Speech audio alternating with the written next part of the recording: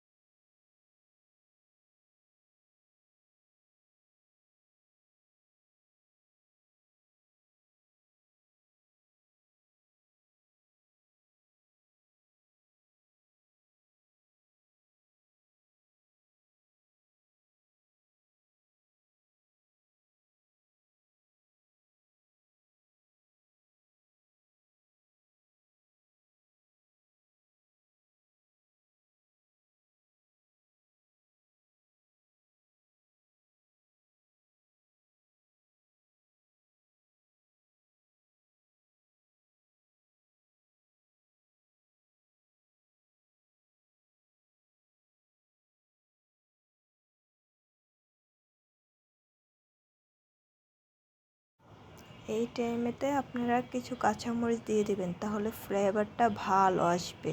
কেউ যদি ঘি দিতে চান তাহলে ঠিক এই টাইমে ঘিটা দিয়ে দেবেন। এখন চুলার আঁচটা একদম অফ করে দেবেন।